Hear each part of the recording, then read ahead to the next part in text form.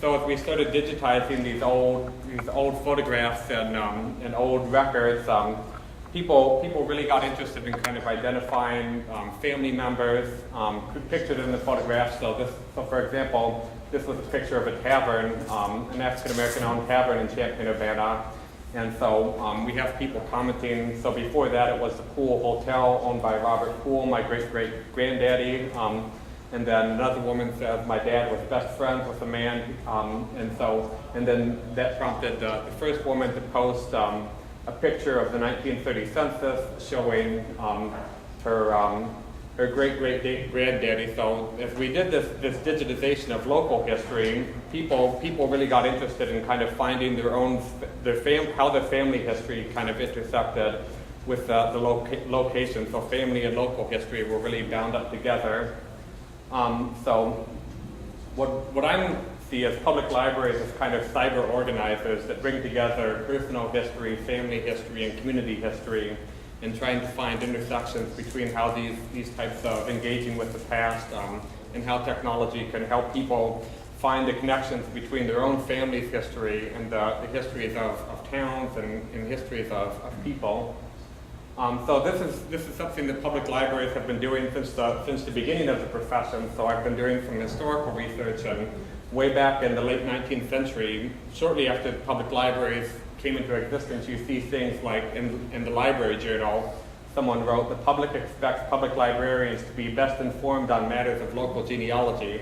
And I'm sure our panelists can attest that that's not always the reality, but it's always been a theme throughout public library history, is that the public librarians should be doing something about this popular interest in family history that's very a big part of American culture.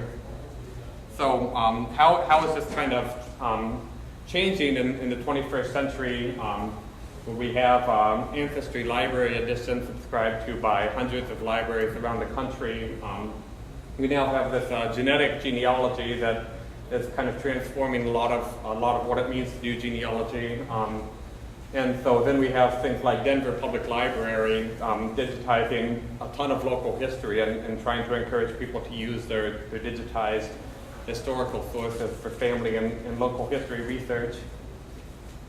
And then this question of aging societies in public libraries. So this is something the ALA, American Library Association, their Committee on Reference and User Services, had a committee, Service to an Aging Population, and this is some of their suggestions of what public libraries could do. So one of them, these are all things related to history, but number 5 is develop intergenerational genealogy projects. So I think it's something that's a timely topic for the profession. So as part of my research, I've been doing some workshops around the state on digital, local, and family history. And so we've done it primarily in downstate Illinois. And these are just some of the images from our workshops. What we've been finding is that there's really extreme unevenness in terms of the services public libraries offer for this. So in one city, 10% of the entire library budget was dedicated to their archives department, which primarily served genealogists. So they had 2 full-time professional archivists. They had state-of-the-art scanners and a really robust partnership with the County Genealogy Society. And you compare that to City 4, which had no real staff expertise whatsoever. They had the minimum subscriptions to Ancestry.com and Heritage Quest, and that was about it. So there's real unevenness in terms of services, which really makes it difficult for the public to know what to expect when they step in the doors of a public library. And also, so it's also not all family historians are alike. So this was a quote we pulled from the workshop. One woman said, "I'm here just for me," and then another member of the workshop said, "That's how you start, though. You think you're going to do it just for you," and then everyone laughed. And I think our panelists can probably attest to the fact that genealogists are a group of people that want to help one another. It's not just about researching their own family, but giving back to people who are also on similar quests.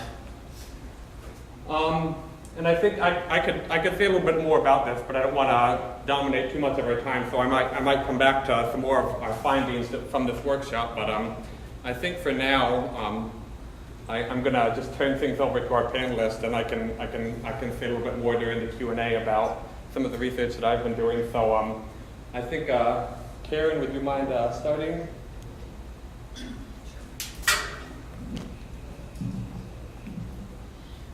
I just wanted to give a little bit of background so you understand where I'm coming from.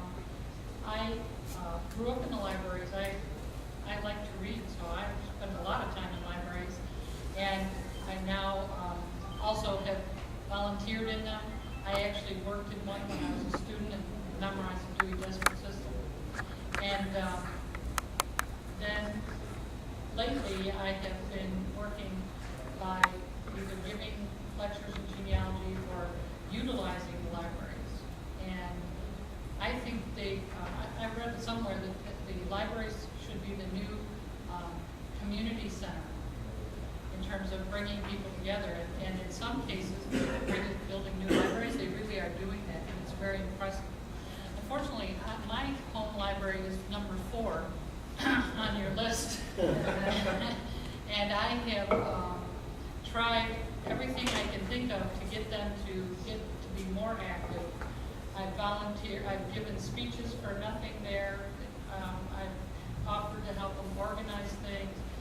And a while back, they've always been very pleasant, like, yeah, we're working on that. And now they do have someone that has an interest in genealogy, they have ancestry. So they said they really don't need me anymore. So that's fine. I'll go find someplace else. But I think the big thing that I've noticed, as I said, I use libraries a lot. The more help and the more resources they have, obviously they're going to get more people in to work with them. But sometimes I encourage people to go to their local libraries, and in my talks I always say it's not all online. People seem to think, since they watched Who Do You Think You Are, that everything is on Ancestry or everything is online, and it's not. There's a local library near me, they have a microfiche of it's an obituary index back into the 40s locally. You can't get it if you go online, you have to actually go to the library. So I think those types of things are very important that we get out there, that they're available. I think that's probably all I want to say right now. Just let us go to questions.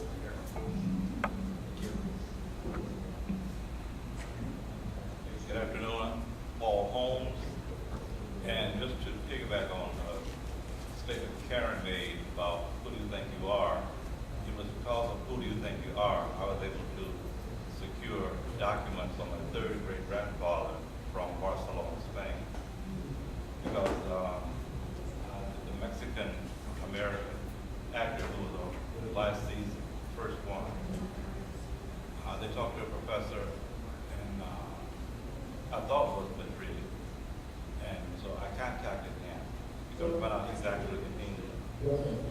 But he gave me the information I needed to contact the archives in Madrid and also Barcelona. And because of that, I was able to receive 79 pages of documents. Again, technology, I did not receive 79 pages. I received a CD. And on that CD was 79 pages. Handwritten in the early 1800s. So if there's anybody who would like to challenge, see me up there, because I need help. And I just sent off for, I don't know how many more pages from Madrid on my third great grandfather. He was the ambassador from Spain to the Bahamas. So I can't wait to see what these documents have to say about it. But back to use of technology, I am a big fan of technology. Scanners, I use them in helping other people. I tell them family Bibles, old photographs that people have that won't let you touch them. They cannot leave this house. Scan them. Get a handheld scanner, scan them in. The reason I say Bible is because those pages can get old and tattered, and you send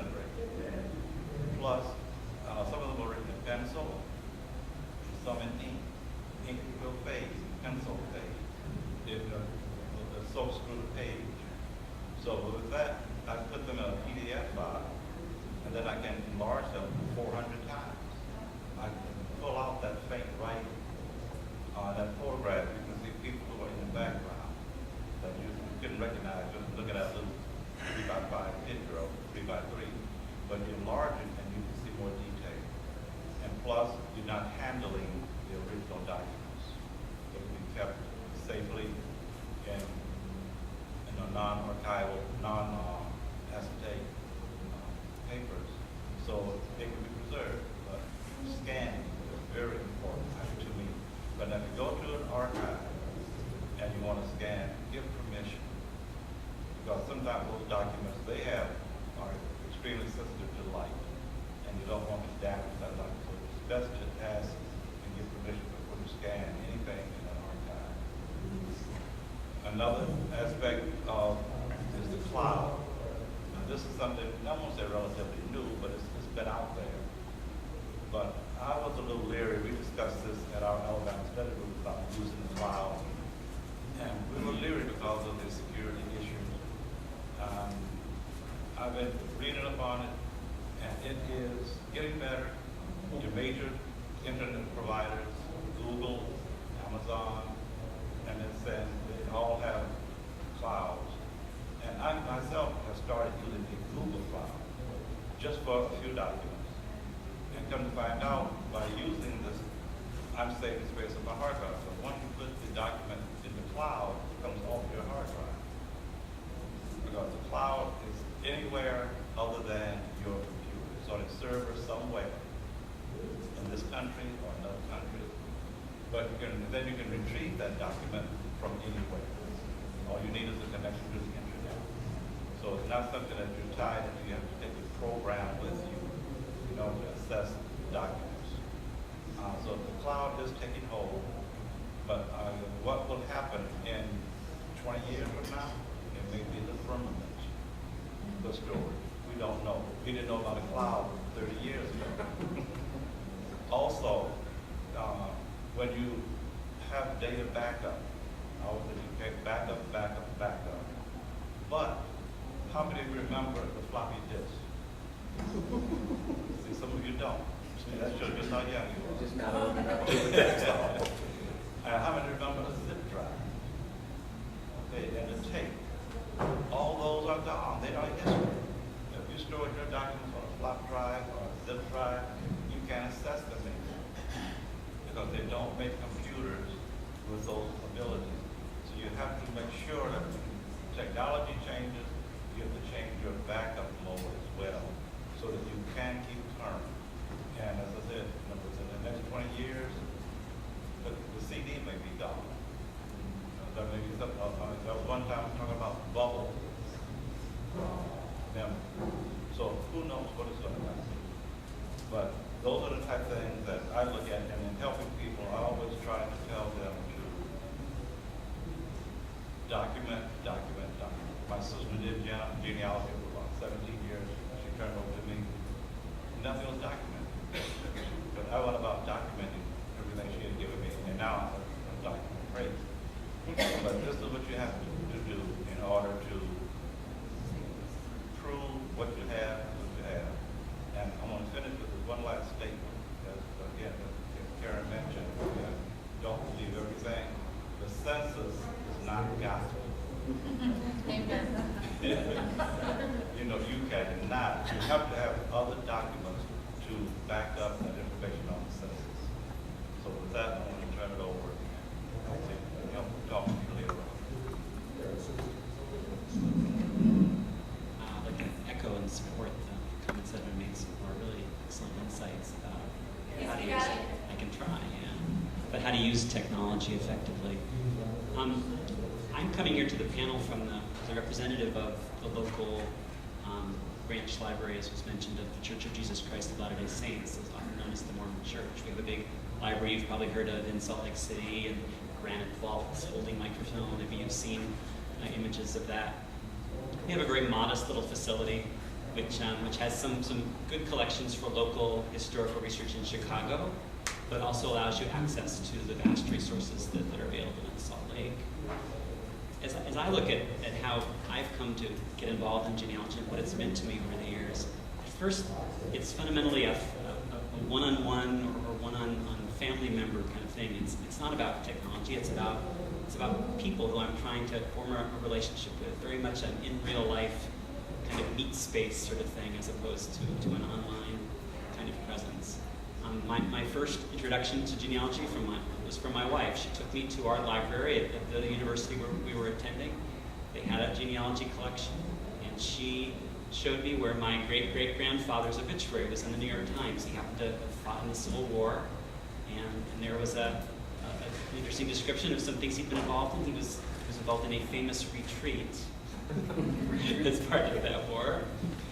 The obituary also outlined how he had, in his later years, basically lost most of his money through disastrous business speculation, and he had and kind of folly in his lifestyle or whatever. He had recourse to journalism as a career, which I found kind of interesting. That got me hooked, though, seeing that and getting interested in that. So there weren't computers at that point. We didn't have the internet, and didn't have really computer-assisted genealogy research, but there the technology was the microfilm reader. And we still have in our center 10 microfilm readers that get used on an almost daily basis by people looking at films of local Chicago records. Of course, many of those records have been digitized, and they're available on the web at Family Search and at Ancestry and at Cook County genealogy.org. But an interesting thing happened recently about the permanence or impermanence of access to records on the web. So Family Search, that's the umbrella organization that the Church of Jesus Christ of Latter-day Saints has to share its genealogy resources with the world, had an arrangement with Cook County whereby films covering Cook County death certificates in a certain range, very popular record for people to be searching, were available through Family Search's website. And there came time to renew the agreement for that availability. And I think what people had found or Cook County had found, is that frankly they were making less money on their website getting these records because people were going to Family Search and getting them for free. And so they changed the agreement, and those images are no longer available on the web. So for a while we saw people not coming to our center anymore, because why would you drive all the way up here to look at the films when you could just access them online for free? Now we see an uptick for people who are coming and saying, oh yeah, I can't get those anymore, so I got to take my pajamas off and clothes on and come here to the physical bricks and mortar building and take a look at these records. And of course, we're thrilled to be able to provide that service to people. So technology is great, and we're all tremendous beneficiaries of it, but it isn't necessarily always there when we need it, as we've seen. I want to say just a little bit more about the idea of collaboration. So genealogy would seem like, if you come from a math or a statistics or even a database background, you might say to yourself, well, isn't that kind of a solved problem? People have parents, and they have parents, and can't we just sort of figure out once and for all whose parents were who, and just write it down, and then what's the big deal? What's the debate about that? Well, of course, in practice, we don't really have all those records, and people's memories are not perfect. And historical records, if you've ever done any original historical research of your own, you back in more than a few years, you recognize that records quickly conflict with each other, and that the picture is not at all clear. But one way that we can kind of try to rectify that is through, in a sense, crowdsourcing, to borrow a buzzword that's not perfectly appropriate, but that sort of gives you the idea. Not crowdsourcing in the sense of Reddit looking for the Boston bombing suspects, right? Where we found people who were not them, and all the worst aspects of crowdsourcing were probably on display there. But crowdsourcing where multiple people are attacking the problem from a lot of different angles, and their collaborative efforts are brought together in a kind of wiki-like format, where over time, with a lot of people involved, the community can come to some realistic and reliable conclusions about, who was related to who, and in what ways. So many companies are attempting to do this in one fashion or another. So Genie.com started out as a one family tree, right? You have the Wiki tree, which is another one which attempts to have everybody bring together communal knowledge and share it on one individual profiles for one person. Family Search itself has its own Family Search family tree that they've recently updated and upgraded in certain ways and opened to the broader world community. Tremendous kind of controversy as well as progress that goes on with these, because of course somebody who comes to one of these sites says, well, that's his name. What are you doing thinking it's this? I grew up with him, talking with him like that was his name, and all my records show it that's his name. How can somebody else who's come along and collaborated think it's anything but that? These kind of things can quickly become very heated and emotional, because this is people's loves and life and relationships that are on display here.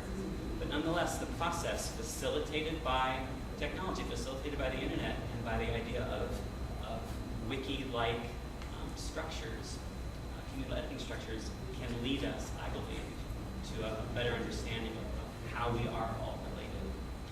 This is something that the church that I'm a part of and that sponsors these efforts is very interested in accomplishing. And it has its own doctrinal purposes for that, but it also has very much a sense of community that it wants to build in offering the sort of the data exhaust of its own efforts for everyone to use completely free and in open access to all of it. So that's kind of the position I come from, and then I can answer questions about here today. By all means, though, please come and visit our center and make use of its resources if you have Chicago researchers, ancestors that you want to find out more about. I should also mention that my wife has started a Facebook page that's basically Chicago Genealogy, which is not related to her commercial venture of a similar name, but which about 300 or 350 people are members of now on Facebook, and basically is a place to post your questions about Chicago-related research and have the community attempt to answer it. Example of that, somebody will come and say, well, I'm looking for my great-great-grandfather, I think he died such and such. So the next person will reply 15 minutes later, here's the obituary, I found it online. So that kind of thing can be a very helpful way of having communities assist in the process of us getting to know our ancestors. Well, yeah, so we're going to try to keep this informal and a lot of questions. So I see someone already has a question. So if you would just be willing to come to the mic and say who you are and then go ahead and give your question. Hey, my name is Elias. I'm a student of the Library of Science at UAC. My question is that I've been told by various family members at various stages that, don't even bother with the genealogy thing, because when I go back about 4 generations, being Puerto Rican, my grandmother was black. The vast majority of my family are from the African descent. The slaves that were brought down through Puerto Rico were kind of dropped off there. So they say that if I go back, all the records are going to be lost because my ancestors were essentially slaves. So is that something that is worth even looking at? For me, I sort of just taken it at face value. What sort of things can I uncover when I already expect there not to be a lot of records of my lineage because of that?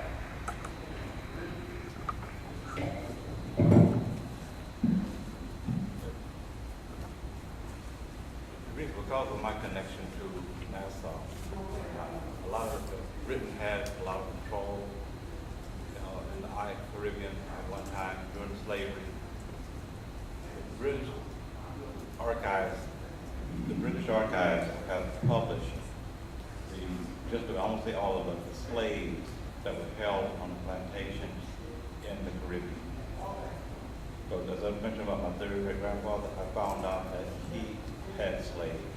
But not like the U.S., they put the name of the slave on that records, not just a tick mark with an age and a color. So don't give up.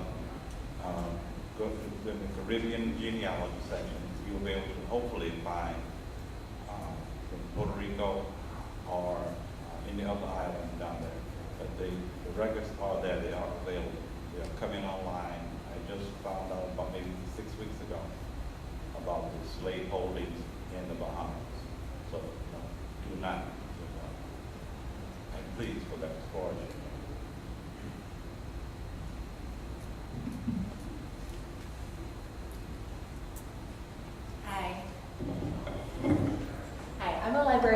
Harold Washington Library downtown here in Chicago.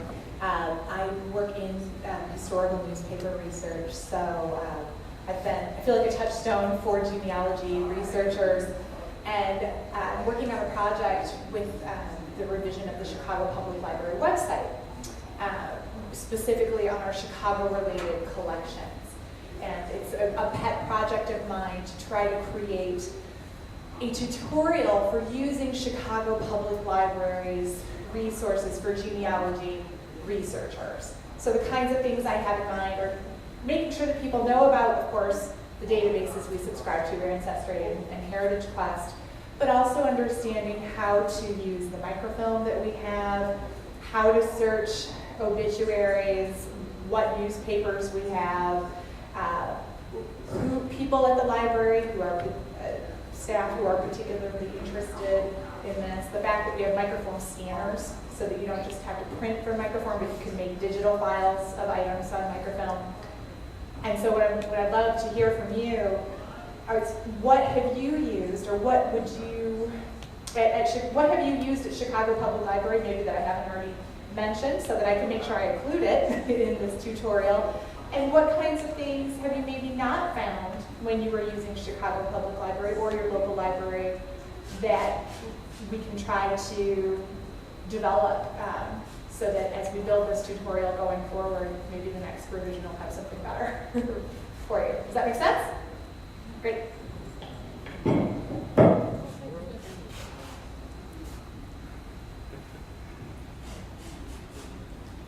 When I look at library websites, specifically if I'm doing research, and I should say I travel a lot for business, so what I will do is for instance, about a month ago I was up in northern Wisconsin, and I happen to know that one of my branches of family is from Dunn County.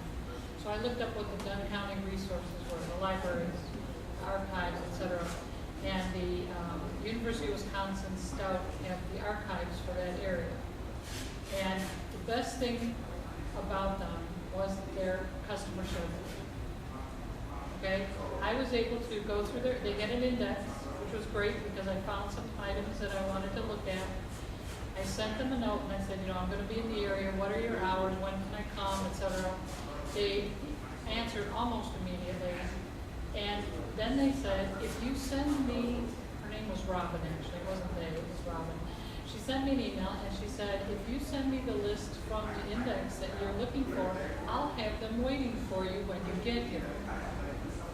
Now, I didn't expect that. And then she went on to tell me where the library was on the campus, where I could park, all the things that somebody who didn't know anything about the area coming in would know. And so I would suggest, especially for Harold Washington, because I know a lot of suburbanites who think they don't go to the city, okay? I mean, they just don't. So those kinds of things I think would be important, even for people who live maybe in the metro area, but aren't sure. Are all the collections in one location? Are there some that are out of the branch area? Because sometimes branch libraries carry different things than the main library and vice versa. Like the harsh collection at Woodson is valuable. Exactly. So I would try to think like your customer in terms of what do I need to know if I know nothing about what's going on.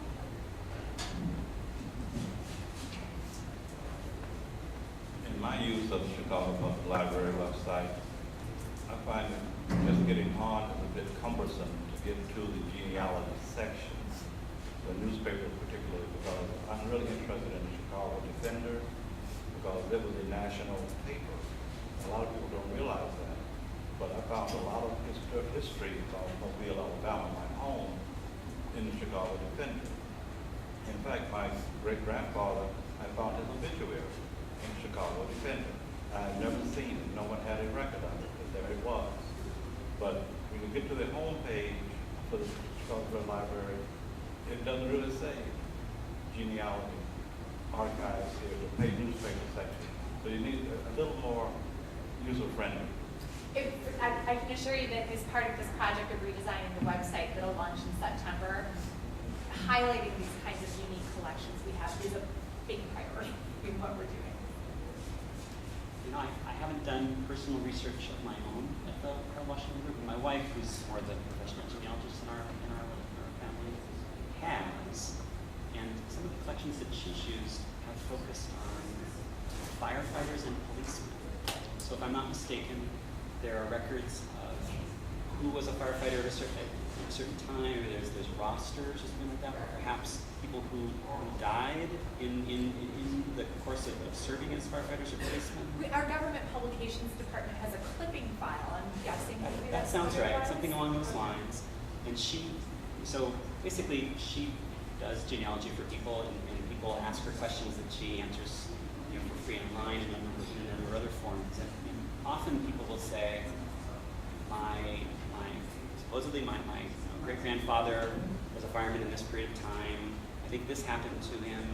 Can you find anything about it? So that's something that comes up a lot.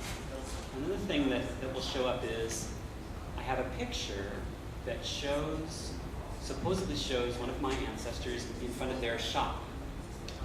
That sold such and such at such and such time. It was a hat store, or they sold pickles, or whatever it was.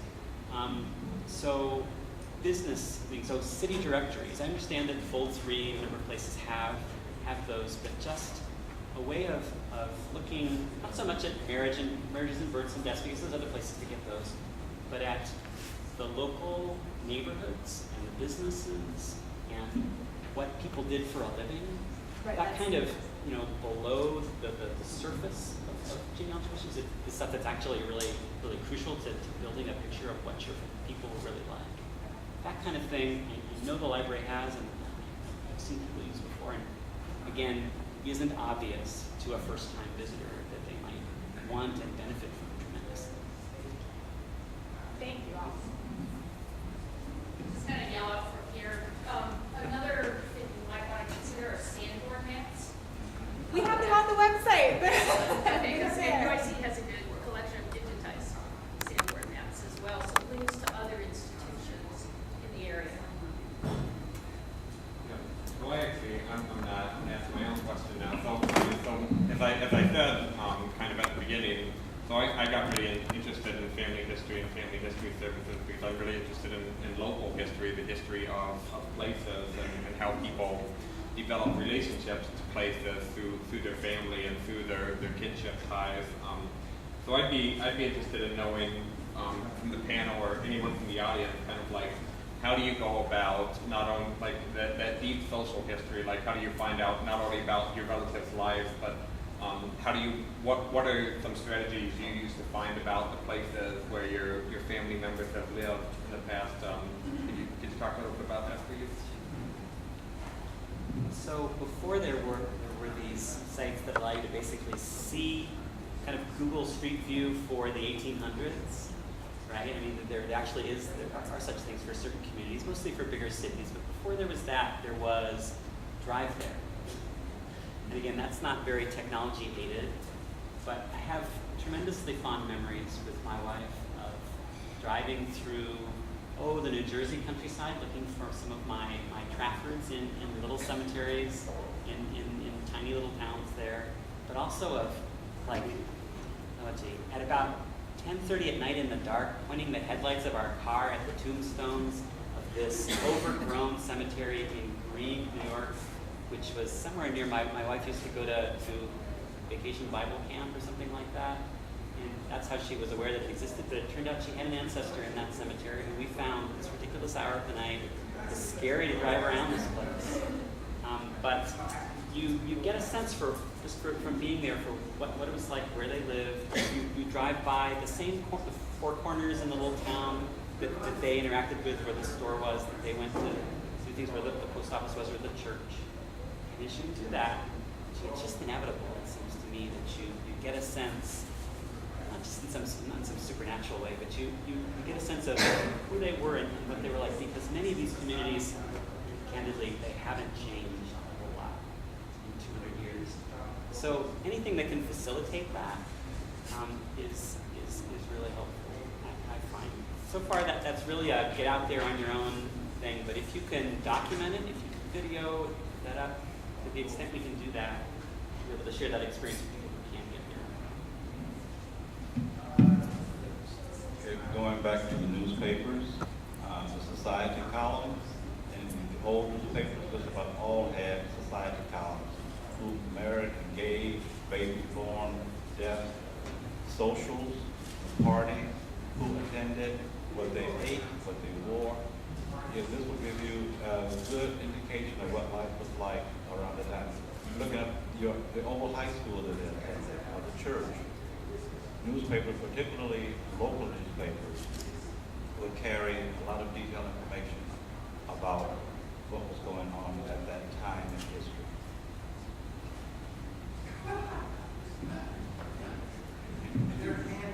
I'm going to second that. It's a great one. One of the things that I've been trying to convince my column 4 type library and our local historical society is to start collecting pictures. I know that I've been a member of the Historical Society for a long time, and I know they have collections of, significant pictures. But one of the things that it comes as a blend, I guess. On Facebook, there is I grew up in our town, the town I grew up at, site. And I cannot believe how many people are posting pictures they've taken out of their old scrap albums from when they were kids or high school or whatever, and are posting them there. And to me, that is like a lost resource. And I keep telling the library or the historical society, somebody has to step up and say, send us copies of those. Because the people who own those pictures, I can tell you, about a week ago, somebody posted one from, we had a volunteer fire department. My father and my uncles, my grandfather were all on the volunteer fire department. So a lot of the names from that era, I still remember. You grew up knowing about the different neighbors and that. Well, someone posted a picture, and there's suddenly, well, who is that? Who is that? Well, everybody knew somebody in that picture. There's like a chain of like 15 different things. Then it's like, oh, do you remember so-and-so? Do you remember? And the stories come out. I think there's got to be a way to harness that same kind of thing for the community. And I'm not sure that Facebook is the right place for that, but I sure would like to get a hold of some of those pictures and those identities. So we just had a lot of floods here. Sad to think of the old records, the old photo albums that were lost in that. So, likewise, in every family it seems like there's a family historian, right? Somebody who takes on the job of maintaining these collections of things, and they're really into it, and they keep them organized, and they share them with people, and then they die. And their children are like, oh, what are we going to do with this? Oh, I hate to get rid of this, but I don't, I'm really all that interested in all this stuff, and it's tough to find space, and stuff gets thrown away. And that's sad. That's a real loss for future generations. So digitizing, scanning, sharing it wherever you can, that's a great thing. How many of you have been involved, and Paul has, how many of you been involved in indexing digitized records in some capacity or another? I want to put in a little bit of a plug for that. I have a very brief, somewhat sentimental sort of video that kind of makes a pitch for that, if you'll indulge my showing you. Yeah, and hopefully, we don't have this computer hooked up to the microphone, so I'm going to try to loop it through, and hopefully this will work. But if I can't get the audio, you might need to talk us through it. There isn't much audio. It's really just music. It tells the story of someone who's kind of trying to do research and the frustrations they find with that process. Okay.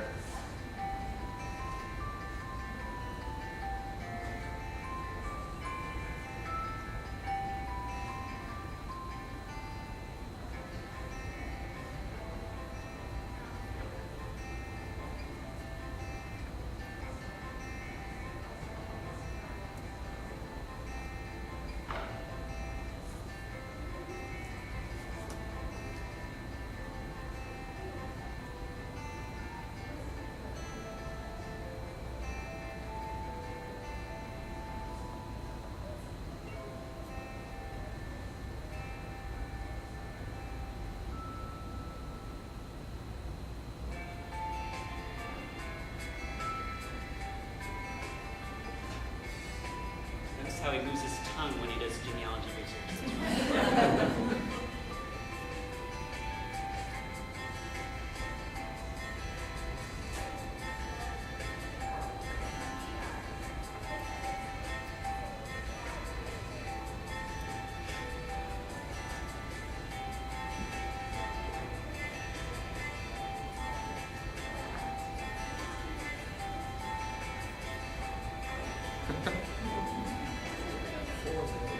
That's right.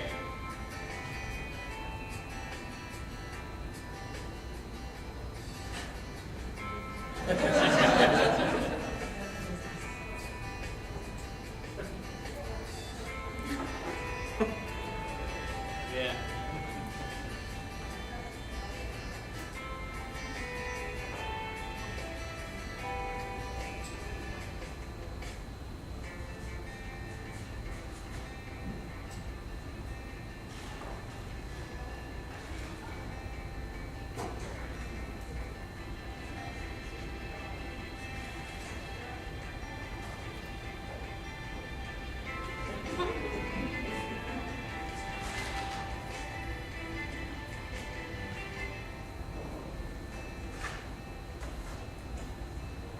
So, you know, how does indexing help with that? Indexing takes records which represent an accurate record of what people have done and experienced in family relationships. And you know, it's one thing to make them digitally available online as images, but they're hard to search. They're hard to search when they're just images that are there online. What indexing does is it basically takes the written content and the relationships that are discussed in a record, and it makes them available, makes them searchable using an online interface. So when I look at a record and I see who the names and people are that are mentioned, I type those into data fields in some software that's available for free that anybody can use, and that information is then brought back into the databases so they can be searched. And now this guy can type in the name of his ancestor, and whoa, up these records come that are tied to that. And the software to do this is available to any group that wants to index some body of records that they may have. If you're aware of a church in your community, or some kind of social organization or historical organization that has records they want to digitize and make available and index, we can make software available to you that can make that process relatively straightforward. And so that's something that I really encourage as a way to have technology serve the cause of preserving records for future generations. Excuse me, is this service only available to businesses and organizations and individuals? So it would be, say you had an individual collection of records in your family that you wanted to do that with. It's the economies of scale are such that it might not be of great benefit to you to use the software. You might just be better in that case simply to have, you know, to type the information from these records into some software program, Family Tree Maker or whatever. The real benefit comes when you have a lot of records and they're applicable of interest to a lot of potential people. But as far as I know, there isn't a size limit on the organization. So your family constitutes an organization, right? And so there are family-related indexing projects where, say, people of a certain surname or of an ethnicity or a cultural heritage or whatever, a genealogy society or simply a family organization can get together and do this kind of thing. So, yeah, that's entirely feasible. Yeah, and I think we have a couple of questions, people waiting to ask questions, so I think we'll take a few questions and then we'll respond. So people who've been waiting can come ask their questions. First, I'm Becky Lowry. I'm a map librarian here at UIC. Thank you for whoever pointed out that we do have Sanborn maps. Another resource that we have that goes back to something you were saying is photographs. We have hundreds of thousands of photographs. Now, they're not online and available like we'd like them to be, but that's one of those technologies that's coming slowly to us. The other thing I wanted to say was a shout out to Newberry Library, which has a wonderful website called ChicagoAncestors.org, and it's kind of the technological equivalent of what you were saying, drive there. You say, Grandpa lived at this intersection, and you say, I want everything within a mile of it, and all the resources they have, and it can be crowdsourced too. So if you have information about, where churches were, cemeteries were, anything like that, it can be added into it. Just wanted to give them a shout out.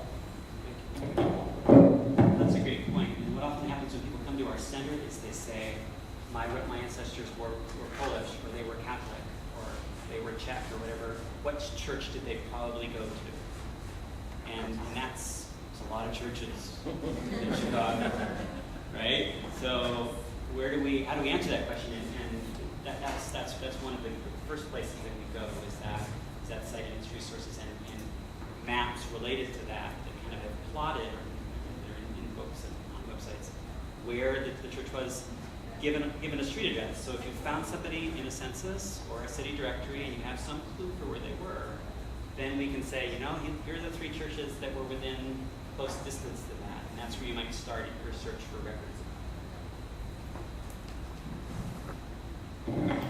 My name is Tashika Whitman, and I also work here at UIC in the Caron Department in the Library.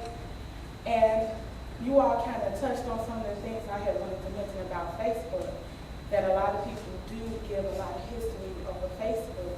But the other thing that I think that's important is that our family reunions. We are very well known for having family reunions. I think sometimes we might have 4 in 1 year, and then we take a year off, and then the next time we might have 2 and 2. But the history of the family that I have gathered over the years, just going to participate in the family reunion is like priceless. Because we had one family reunion, people put together people that they knew that were tank sleeves. And what they did was they organized the family reunion. They were looking for someone who knew their grandmother. Now they ran across people who knew everyone around her, but they had no information on her. And so one of the ways that they thought it would be a great idea was to come together and form a family reunion. And I think they found maybe 1 or 2 documents on her, but because she wasn't a very public person, it was hard for them to find a lot of information on her. So family reunions are a great place to start as well, because you gain a lot of information. You gain a lot of pictures, obituaries, and things, history, word of mouth history that you wouldn't otherwise get to know your family. The other importance of it is that I had this friend who had a sister, and she was getting ready to get married. And her and her boyfriend, they had a baby together. And come to find out at the wedding, they were sisters and brothers. Ooh. So it's important to know your family. Know who you're dating, do the research, So I just wanted to give a couple of comments. Genealogy is important. Your last point, I just read an article, there's actually an app now in Iceland that helps you calculate your relationship to who you're dating. Seriously, because Iceland is based out of a very small gene pool. And it's actually an app you can have on your phone, and it will identify, you put it in, because it's basically a compendium of all the family histories. And it'll tell you what your relationship is, so that if it's too close, you don't go out on that date. That's serious, but that's another interesting use of genealogy. One other thing I wanted to make a point of, I love your idea of family reunions. We had what we called a family gathering, because a lot of us had never met before, so it wasn't truly a reunion. But what I found out a long time ago when I got started in genealogy with the electronics is, people don't want to pull up to your computer and look at your family tree. People who aren't into genealogy, that's not what they want to do. So what I did is I took a big 3-ring binder and I started making copies of things. Copies of pictures, grandmas, great-grandmas, whatever. I'd have census documents, I'd have marriage licenses, anything that would be an image that I would attach as a citation, I had in that book. And I'll tell you why. Because I would sit it on the coffee table when I had family coming over. And I wouldn't make anybody look at it, but somebody invariably would pick it up, and they'd start flipping through, and then suddenly they go, I remember that. and they would come out with a story that I'd never heard of before. So if you have some of those key prompting things, even in the libraries, if you had historical pictures like we talked about before of groups or an event in the town, you'll have people going, I remember, or I know that person, that sort of thing. I think that's a great way to prompt people who aren't really into genealogy to help you. Yeah, and I just want to kind of jump in and just share one of the things from my research about how public libraries are kind of using Facebook to do kind of local crowdsourcing. And this came from my research. This is came from a public library in southern Illinois in a town of about 2,000 people, which really had no resources at all for local and family history just because it was so small. So this woman, she was talking about how, I'll just read this because I think it's such an interesting story.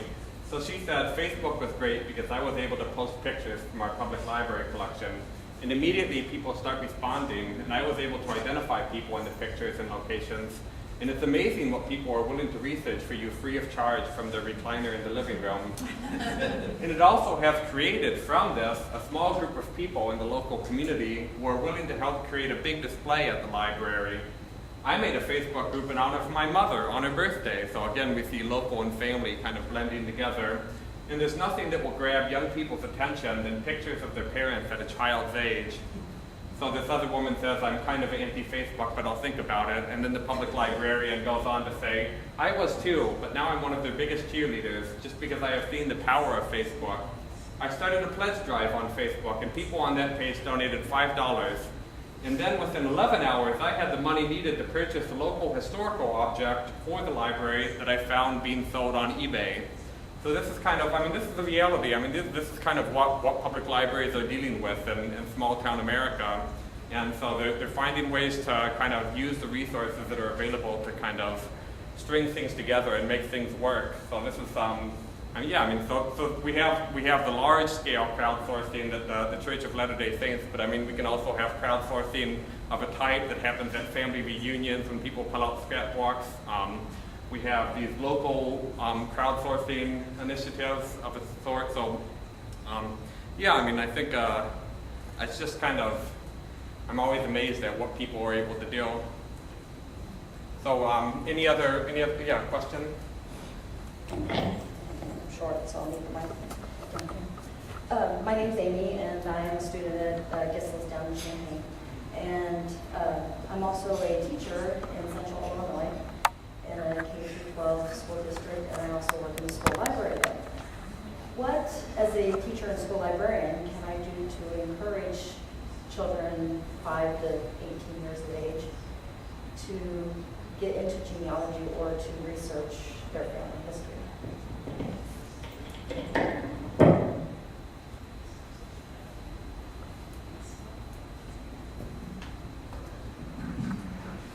So, tough question, right?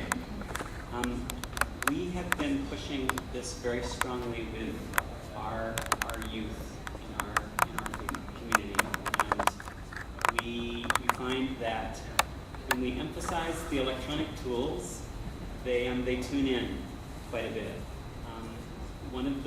Many of the established players in the genealogy industry have apps on for phones, and as was mentioned, it becomes possible to basically have these sync to cloud-based databases so that anywhere people go, they can see their ancestors. But I think it really needs a project of some sort.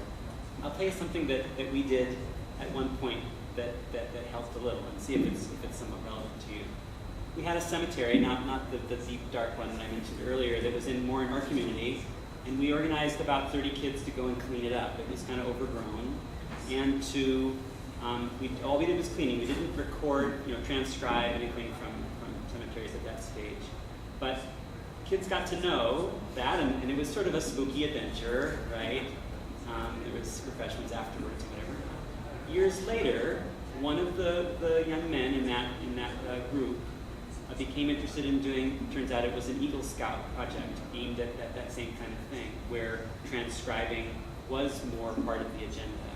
So I guess just start with the exposure in a fun and interesting way, to old stuff.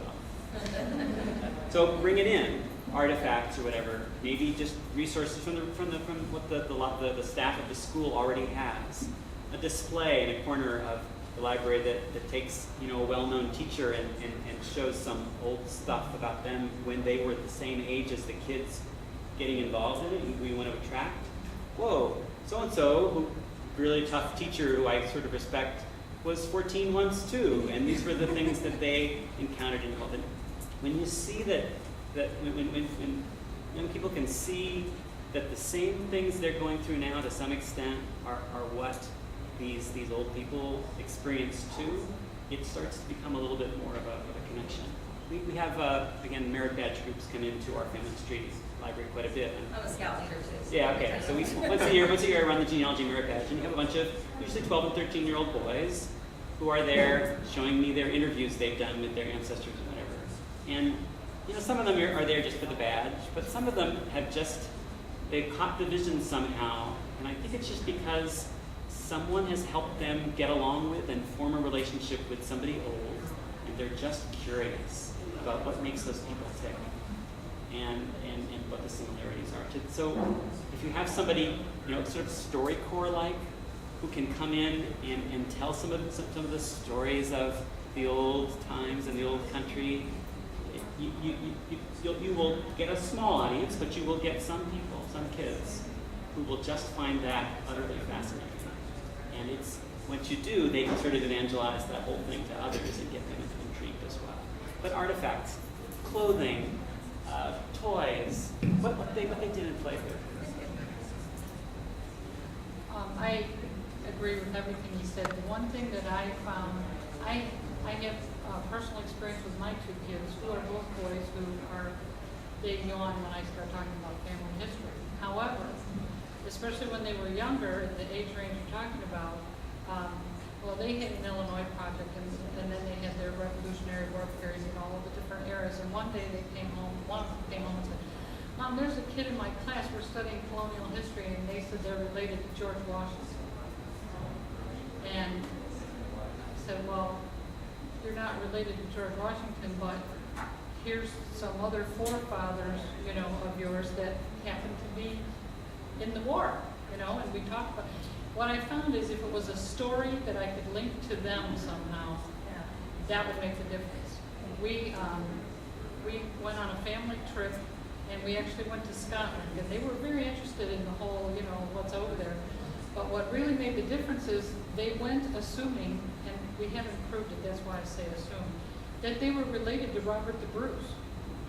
So when we stopped at the, History Center, they put on the armor. They were looking at outside was him in the same armor on the horse in the statue. There's an identity there. There's a story. Well, tell me about, why did he do that? Why, whatever. So the thing that I found really helps is if you can make a story, because they love stories, especially if they border on fantasy, about that, and link it to them. I was going to just mention the fact that we have a lot of kids, especially high schoolers, they're into mysteries and detectives. They like to whodunit type thing. Evolve the genealogy into a whodunit or a mystery book. As I tell people when I teach the introductory class, it's a mystery. You're going to find things you weren't expecting to find. You're going to find things people didn't want you to find. But make it a mystery, make it something for them to solve. Make it a whodunit type thing. How did I get here? Who did it? Why did I get here?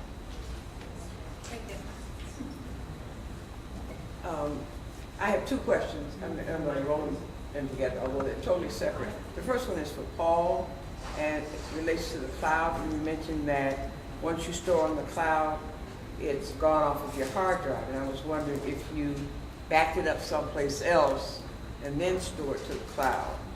I'm very suspicious too. Would that work?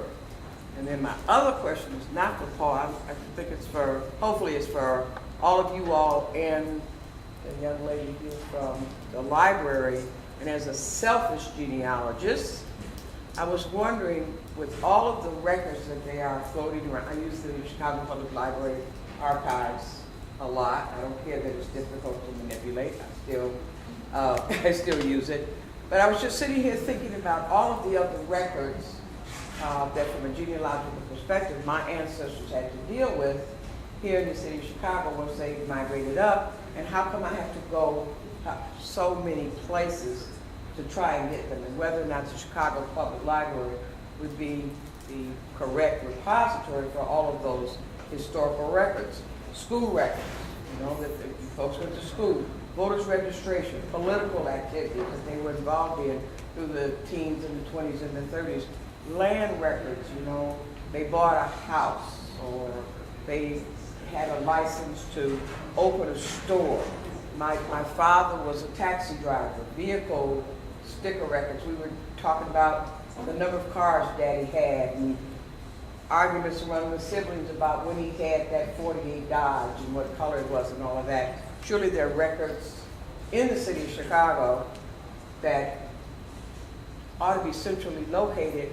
And of course, some of the not so prosperous records, criminal records, arrest records. I have a cousin who was one of Chicago's top 10 policy kingpins. So I was wondering if the panelists or anybody else thought of other records that you've come across that conceivably could be stored in the, you know about, we use the Timmy Black papers, the collection of papers, but how could we possibly bring all the records that are all over the city of Chicago into one central place? And that's sitting home in my pajamas and looking up. Money. So, so Paula's cloud question. Okay, with the cloud, I was beginning to use the cloud. I used to Google Drive. But yes, I did back in before I sent it to the cloud. Also, but you can also retrieve it back from the cloud and put it back on your hard drive. It's not gone forever from your, so you have access back and forth. But also with the cloud, you say for instance, I'm here in the UIC, so I go in the cloud and I pull up my form and I make changes on it. It's going to be changed in the cloud. So when I get home and go on my desktop, the change will be there. It's almost as you make changes, it's almost saved automatically. Saved automatically. But yes, you can retrieve information out on the cloud back onto your hard drive. Because one of those documents from Spain, I put out there just to see, just to test. And yes, I noticed I had more space on my hard drive. I put all my flowers, pictures that I've taken, it must be maybe over a gig of flowers. I put them out down the cloud.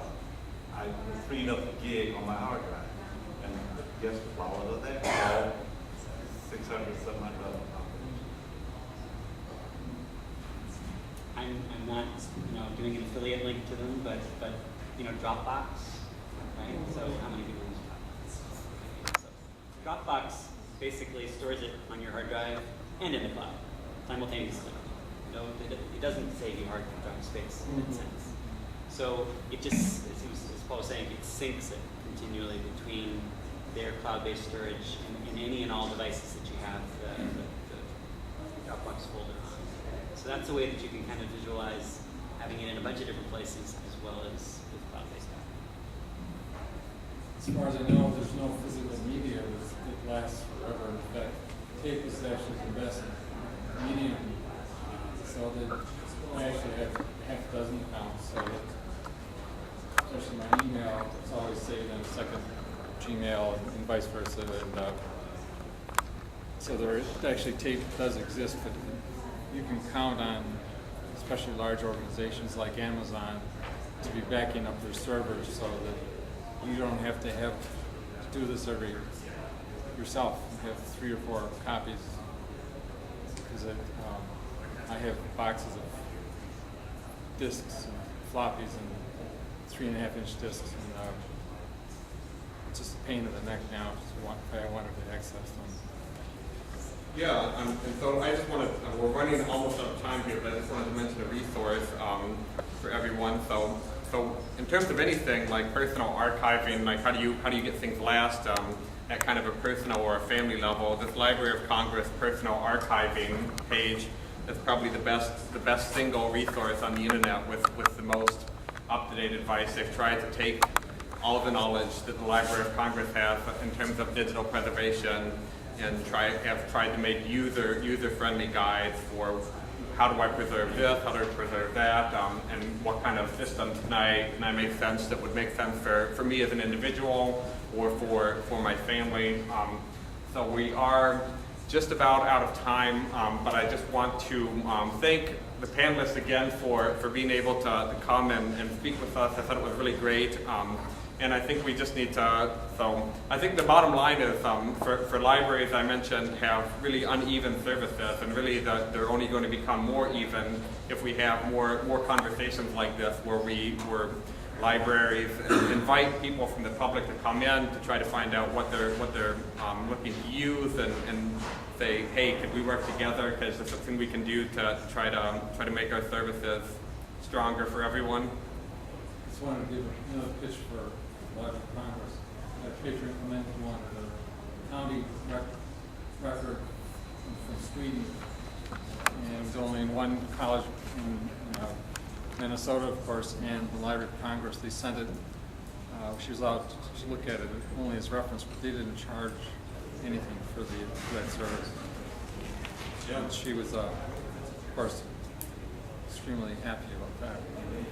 Yeah, and the Library of Congress, they have really a lot of resources. Yeah, so they're a great resource all around. So they're our nation's library, so take advantage of it. All right, thank you, everyone.